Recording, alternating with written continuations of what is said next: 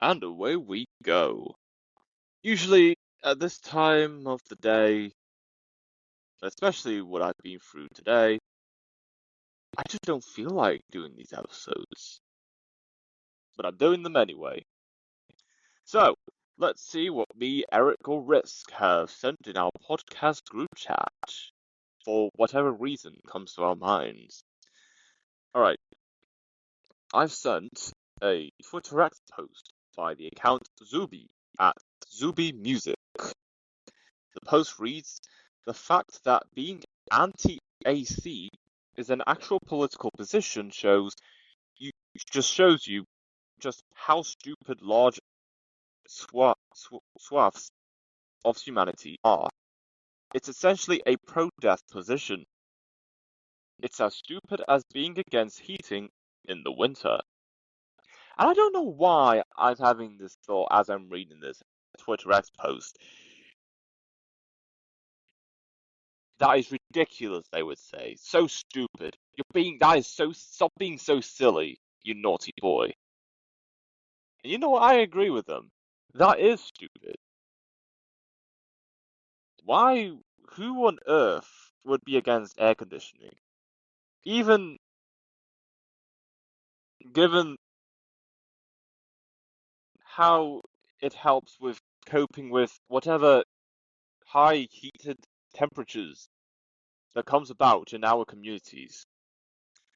Now, this is in response to the European Union's position about how air conditioners are a waste of resources and a waste of energy, especially in regards to climate change goals and targets that the European Union has set out for themselves in hopes that we could become net zero by the year 20 something, maybe 2040s, 2050. I'm not sure what the decade target is.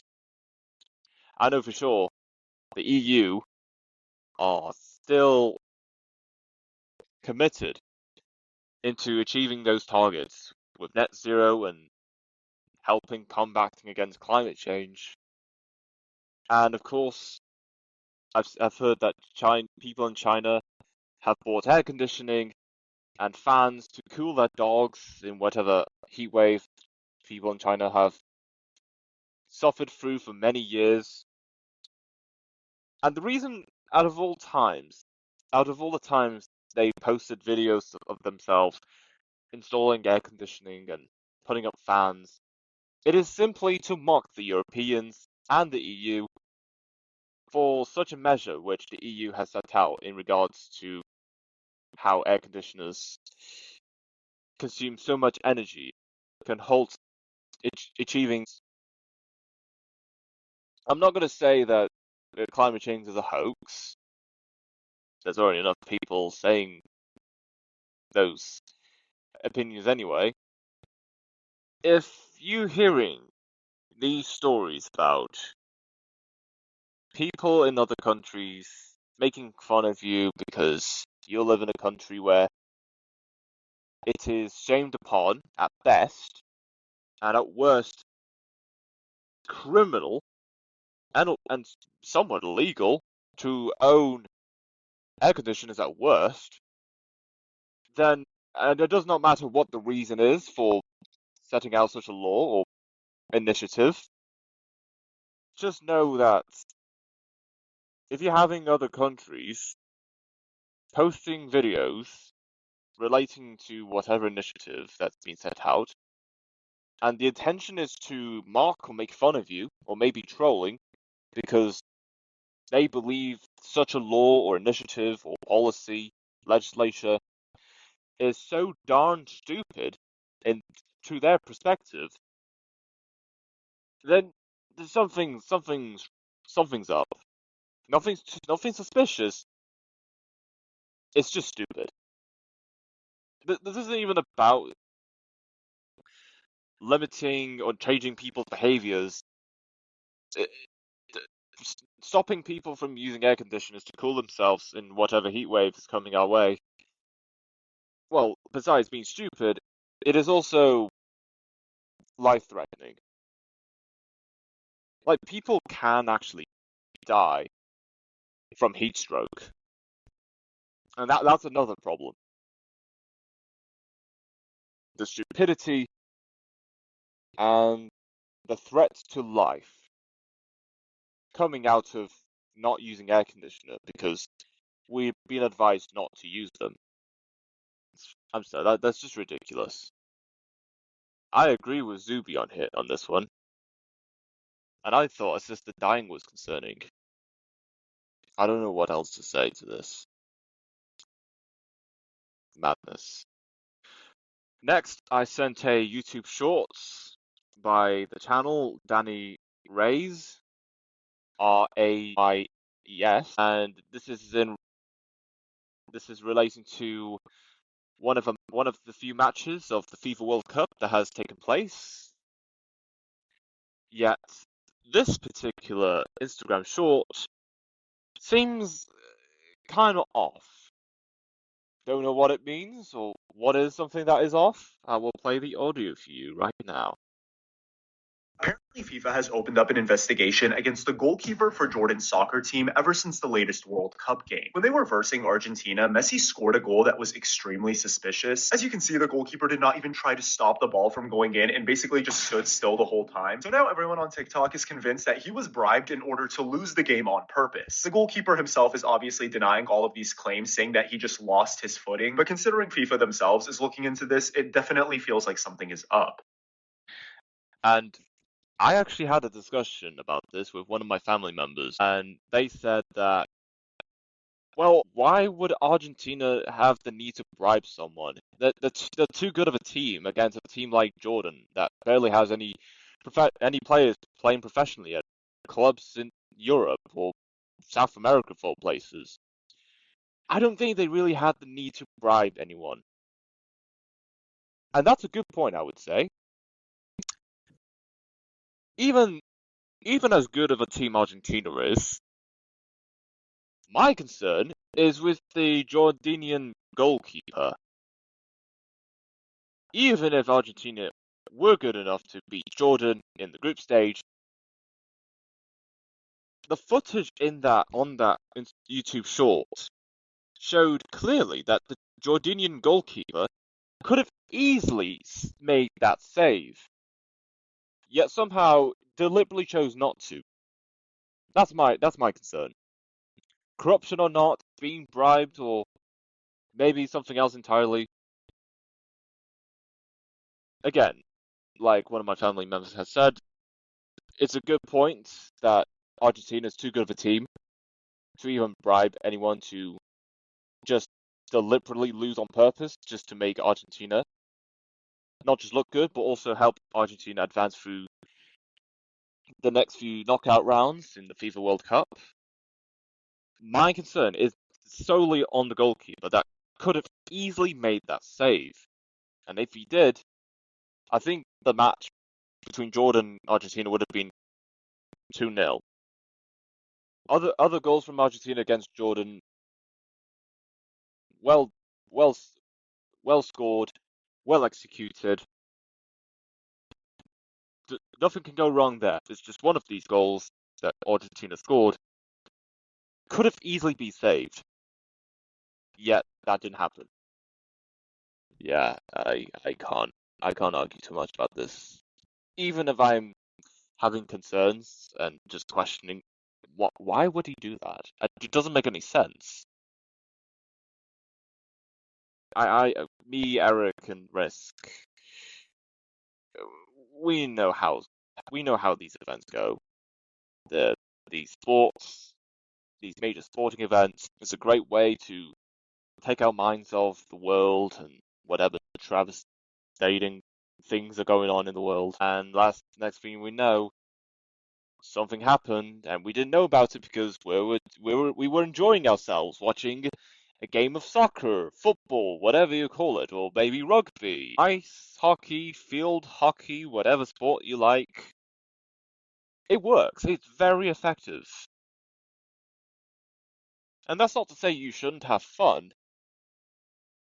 What I would say is, no matter the stories, no matter the drama, And regardless of how obvious certain calls should have been and what action should have been taken, given these actions, at the end of the day,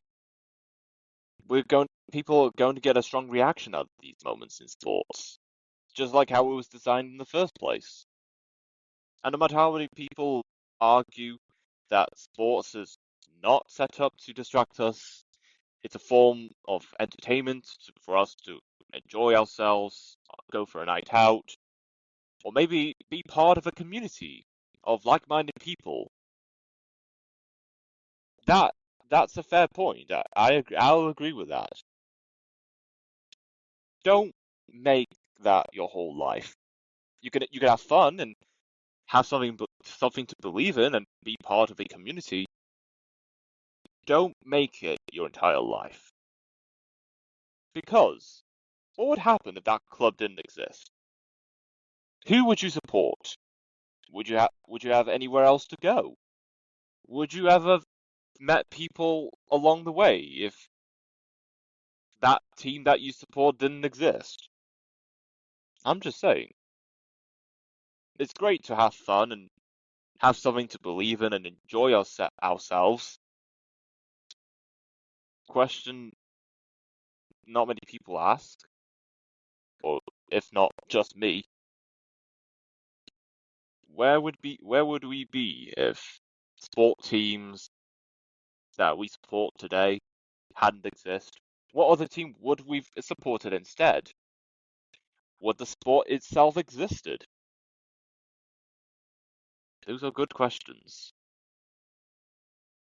Difficult questions, yet it is very thought-provoking nonetheless.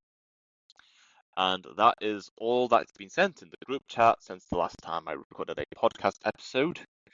With that all being said, let's get right into the news. Energy Department issues emergency orders for mid-Atlantic power grid amid heatwave. On Tuesday, U.S. Energy Secretary Chris Wright issued energy orders authorizing PJM interconnection to maximize power generation and deploy backup generators to prevent blackouts during this week's extreme heat wave. Forecasts predict temperatures topping 100 degrees Fahrenheit across the eastern United States, driving peak electricity demand to approximately 162,860 megawatts, and straining the grid serving more than 65 million people. PJM officials warn of a fundamental mismatch between how fast demand is growing and how quickly new supply can be built, citing surging power consumption from AI data centers as the primary driver. Following PJM's formal request on Saturday, the federal directive permits the operator to bypass environmental regulations and deploy diesel backup generators as a last resort to prevent outages. A 2023 study cited in JAMA found that blackouts combined with heat waves can more than double the estimated rate of heat-related mortality, underscoring stakes of future grid reliability challenges. I will ask again, despite having asked that question and given my take on it many times, what's the point having data centers? And I don't want to hear, but data centers are good for power generating thinking power for AI generators and AI technology. We could find a cure to cancer and other diseases. You can still do that with expert researchers in the field anyway. And another thing, somewhat related. And again, I've already said this already. If people aren't aware already of what I have said previously, it is somehow more expensive to run AI to do certain tasks that you would have otherwise had employees to do for you anyway. And turns out it is more expensive to have some kind of AI agent to do certain tasks as opposed to paying minimum wage to employees that were doing the jobs to begin with. And now people running these companies that have implemented AI and replacing the human workers realize, good grief, good golly, it's more expensive to run AI. Let's bring back the humans we've fired. And turns out the humans realized how greedy and snobbish their owner has been to them and what the owner and CEO has done to them whilst at the workplace, and they're not going to they're not going to make the same mistake twice. And good on those workers for not doing so. If CEOs, business owners, and whoever's running services and providing goods that are using AI to essentially replace workers don't realize this sooner or somehow make that mistake again and again and again, apparently, I don't know what hope there is. I don't know what hope there is for these people. Surely that they will at some point they will. Surely there will be people that will understand this problem. Unfortunately, the same cannot be said for everyone. There's going to be people that aren't the sharpest tool in the shed. They're not going to be so bright. They will never understand these kinds of issues. And no matter how many times you tell them data centers are using so much power, they're taking up so much land that could have otherwise been used to make town centers, local businesses, new homes. You may as well have cut your losses. There's no point telling people about issues if, despite multiple times of telling them, they still don't understand the issues. Let these kinds of people learn these lessons the hard way. I don't want to go down this route. What other choice is there? And again, even if they do find out the hard way, eventually they will come to somewhat of an understanding about what experiences they have been through, about the impact of artificial intelligence, the amount of power that is needed to keep them running, which shouldn't be that much at all to begin with, and what other alternatives could there be to provide the same level of generation for existing AI technology without having to buy up thousands of kilometers of land to place these data centers. Make a miniature version specifically for your home and outsource it to other people and make some kind of make some passive income out of that somehow.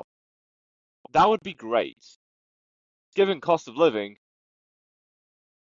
if there's a way to make passive income out of providing data to whoever, not major companies, that I think that ship has sailed and we know how that went. Some way to make passive income out of something that multi-billion dollar companies are doing already. It's not gonna fix everything. It will at least reduce the financial burdens amongst millions of people that are barely getting by with getting essential necessities. Now that's just my thought. Italy displays paintings from an ancient Etruscan tube, its latest cultural acquisition. I don't know what that is, but it does sound interesting. On Tuesday, June 30th, 2026, the Villa Giulia National Etruscan Museum in Rome unveiled the Francois tomb frescoes I don't know. Featuring the scene, the fratricidal conflict between Isasols and Polynesians for the throne of Thebes. Discovered in 1857 by French archaeologist Alexandre François in Vulci. The frescoes were long held by the noble Tolonia family, while the Italian government has sought possession since 1921 to reclaim national patrimony. Purchased for 15 million euros, 17 million US dollars, the tomb represents the Culture Ministry's third major acquisition this year, with Culture Minister Alessandro Guili prioritizing big-ticket items over smaller antiques. Recently, the ministry also acquired Antonello Damascene's Ecce Homo for 14.9 million euros, 16 million US dollars, and a rare Caravaggio portrait depicting Maffeo Barberini, the future Pope Urban the Seventh. No, Pope Urban the Eighth, for 35 million US dollars. Opening to the public Wednesday, the exhibition includes jewels and Etruscan vases loaned from the international collections, which duly described as fundamental to Italian history and the country's cultural roots. Wow, not bad. Not bad at all. I wonder who gets the highest bid for that artwork. As if. It's a great discovery by the Italians. Why would they give that away? Of course they're not. Of course they're going to keep it to themselves. It's their artifact. It's their history. So of course they can keep it. They can do whatever they want with it. Now, if only the Brits, the British museums would give these artifacts back to the countries which these artifacts were found. Again, the answer is obvious that screw you, we're not going to do that. However, maybe there is a chance. Nah, who am I kidding? Former colonial powers are greedy. They're extracting wealth and resources from the colonies they've colonized in the past. And even with reparations paid out to these former colonies, which are now independent countries, it's never enough for the damages, the suffering, and the post-traumatic trauma that these people in former colonies of major European powers had been through by the colonizers themselves. Well, we can't all be winners. Wave of arrests in South Africa amid anti-migrant protests. On Tuesday, South African police arrested more than 900 people during nationwide anti-migrant protests that were mostly peaceful but occasionally descended into violence and looting. Anti-immigrant groups, including Operation Dudula and Progressive Forces, organized the coordinated marches to mark an unofficial deadline for undocumented migrants to leave South Africa. Deputy National Police Commissioner Tabelo Mozekili reported that of 120 marches, 108 remained peaceful, while 12 required police intervention. Isolated violence included looting and a fatal shooting in Johannesburg's Alexandra Township. President Cyril Ramaphosa met with protest leaders Monday, challenging their allegation that migrants are to blame for the country's economic challenges. Amnesty International South Africa countered that such blame ignores apartheid's legacy. Protest leader Gizwe Mchunu continues to demand stricter immigration enforcement, claiming illegal migration fuels illicit drug proliferation, even as international criticism mounts over persistent vandalism of foreign-owned properties. Firstly, I will say, it's very impressive, in a good way, that only 108 protests out of 120 had been peaceful. That for me, that's great. It's amazing that a lot of protests in South Africa had been very peaceful. Not sure if this is a one-off, if this is something that's not sure if it's a positive progress in the nation. Hopefully, such a scale of peaceful protest does continue into the future.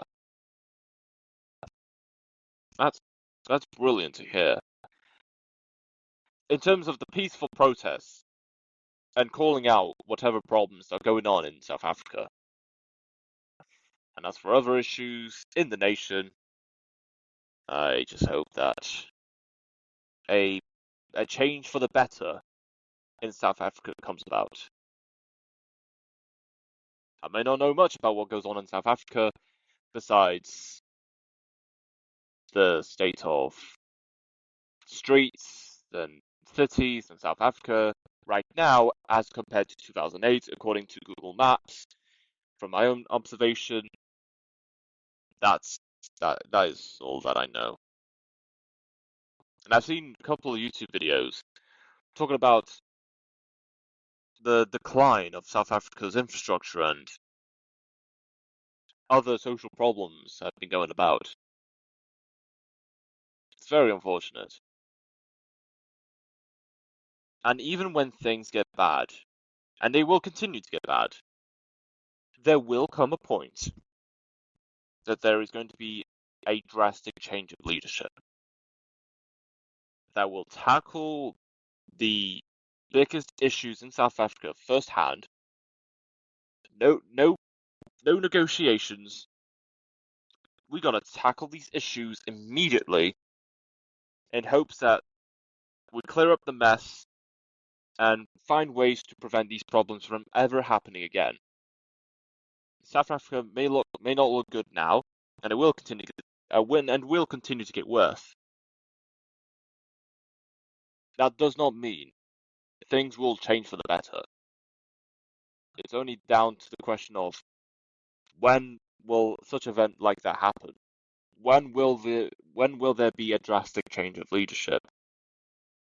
Through democratic elections, of course. Who knows?